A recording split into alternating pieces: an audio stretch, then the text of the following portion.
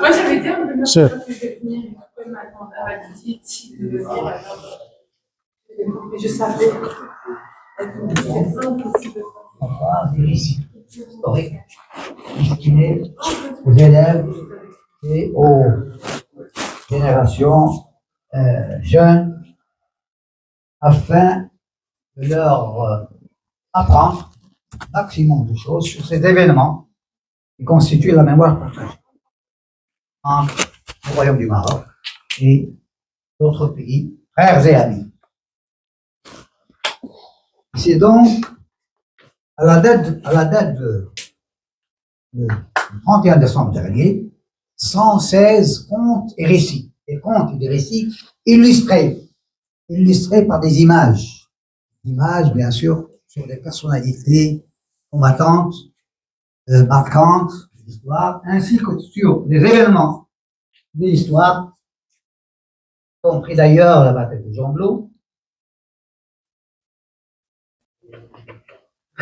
Oui, donc, on commémore cette période, c'est toujours au début du mois de mai, la bataille de Jonglou.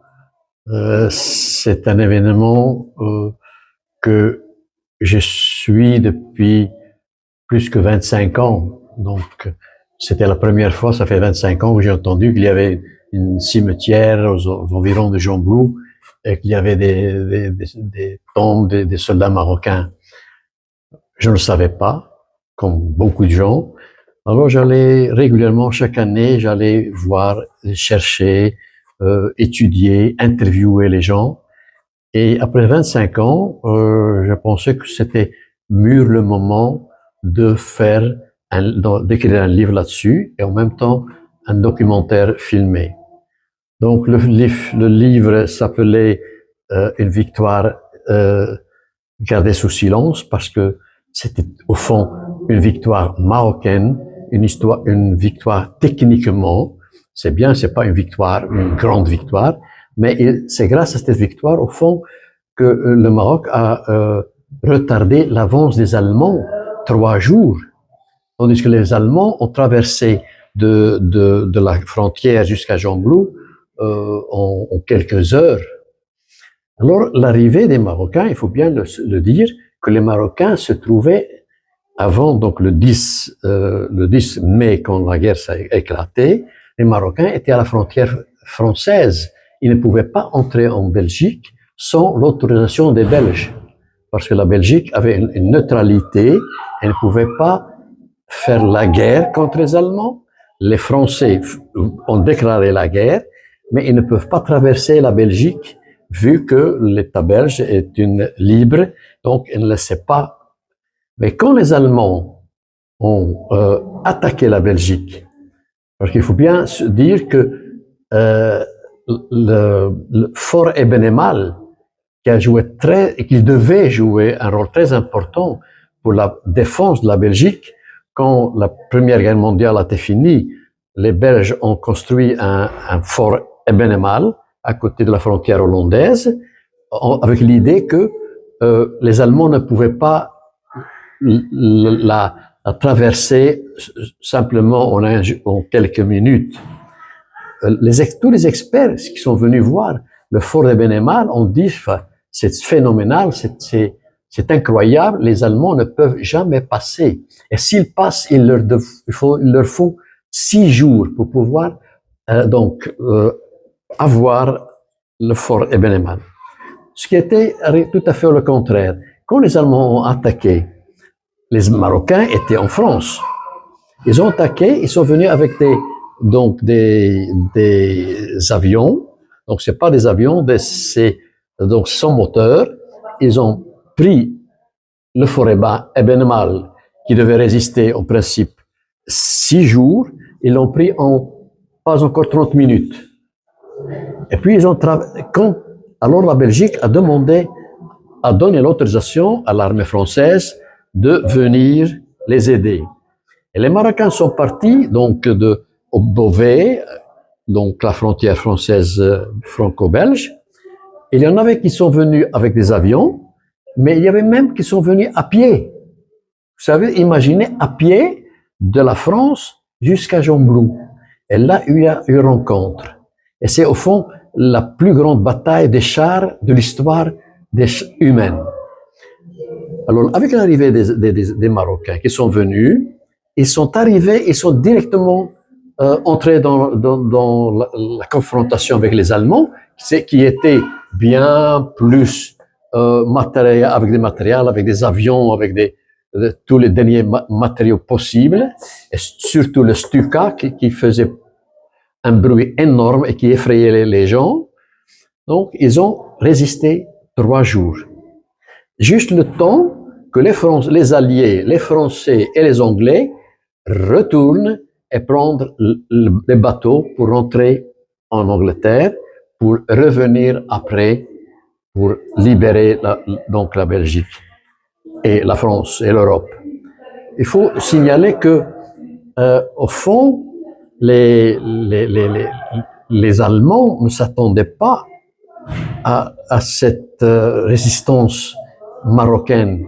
Ils voyaient, ils s'attendaient pas parce que les Marocains qui viennent de si loin et pouvoir résister, mais le courage des Marocains, c'est incroyable et ça reste ça au fond. Grâce à eux, c'est 320 000, vous entendez bien, 320 000 soldats alliés qui ont pu quitter la Belgique pour donc faire l'Angleterre pour revenir après. S'il n'y avait pas ce freinage, il n'y aura pas eu de Dunkerque et c'était catastrophe pour l'Europe et pour le monde entier. C'est ce qu'il faut retenir. C'est la leçon qu'on doit retenir, ce courage donc des Marocains. On dit qu'il y avait des engagements forcés. Oui et non. La première période, donc le 10-12 mai, les soldats qui étaient là, c'était des soldats professionnels. C'est pas des soldats. Mais après, donc le débâcle du mois de mai, après on a fait venir des autres soldats qui étaient plus ou moins forcés de venir battre et combattre les Allemands dans la deuxième partie du mois de juin. Voilà, c'est au fond qu'il faut. Moi, donc, j'habite la Flandre et j'essaie de sensibiliser les Flamands parce que en francophonie, on connaît un peu l'histoire, on commence à la connaître, mais en Flandre, on ne connaît rien de cette bataille-là parce que c'est le côté francophone. Maintenant, j'essaie de sensibiliser les Flamands pour dire que nous, les Marocains, on n'est pas venus simplement, comme ils disent, voler leur pain quotidien, mais on a versé notre sang, donc nos parents, les grands-parents. Et d'abord, il faut aussi signaler que c'est pas seulement en Deuxième Guerre mondiale que les Marocains étaient ici. Même la Première Guerre mondiale, les Marocains étaient aussi venus en Belgique se battre pour libérer la Belgique et l'Europe. Comme je viens de dire que j'ai écrit un livre, j'ai fait un documentaire que vous pouvez visionner au YouTube avec la bataille de Gembloux. Et maintenant, avec mon ami Bernard Burtot, c'est un Belge habitant Gembloux, on prépare un nouveau livre. Vous pouvez voir ça, c'est la maquette du nouveau livre qui va sortir bientôt, qui s'appellera « Le rôle des tirailleurs marocains dans la bataille de Gembloux ». C'est un nouveau, il n'est pas tout à fait achevé, mais c'est un prototype et on espère que nous aurons l'aide du Maroc ou des Belges pour pouvoir l'éditer parce que ça sera un volume très volumineux et très intéressant.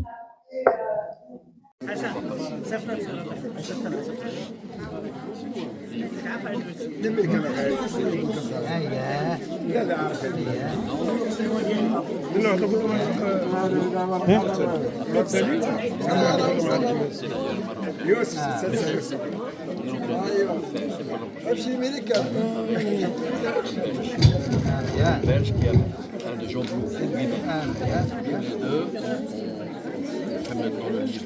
Parce que donc,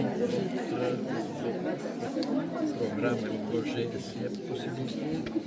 De l'éditer, oui. On doit le soumettre à une commission de lecture, à une commission d'appréciation. Et il n'y a pas de problème, parce qu'il n'y a pas beaucoup d'écrits sur la bataille de Jean Blou.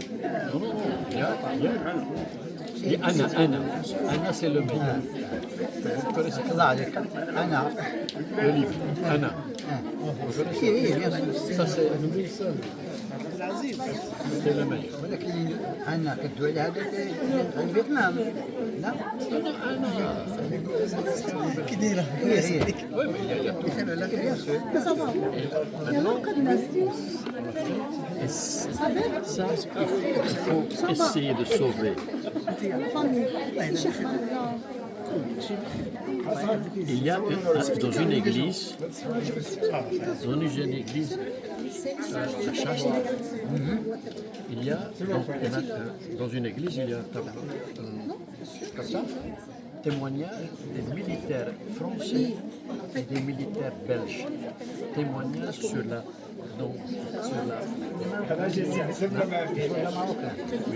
oui. Et il est en train de se dégrader. Et ça, on doit le sauver aussi. Que nous, on dit, nous en réveillons. Il ne faut pas oublier que le cimetière de Chasse, il est propriété de l'État français. L'État français. S'il y a quelque chose à faire, on parle de Ah, d'accord. Là, au cimetière. Je vais vous montrer. Oui, mais il n'est pas. Je vous ai donné. عندك Oui. تعمل تكمل وهذا دونك on le soumet à la commission Parce que le juge, il va être complet. Maintenant, ils vont juger. معليش يا عجل خليه ليا غادي نجاوب اتصلوا به اما تجي اما نبعثوا لك ويجي اونتيالمون علي بيه Non, moi c'est Thibet. عندك اتصلوا سمعتهم سمعوا الرباعية ديال العربية 62 ans. C'est ce caractère. Il faut donner complet. Parce qu'on peut juger.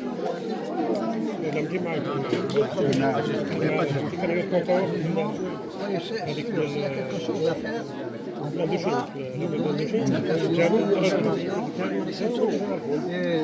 va pas bien خلي لينا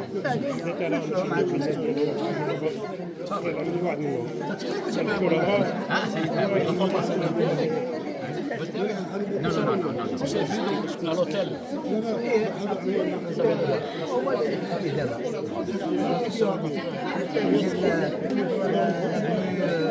Je suis venu là, je vous ai donné. Vous avez mon chien. Je reviens tout de suite. Je vous laisse.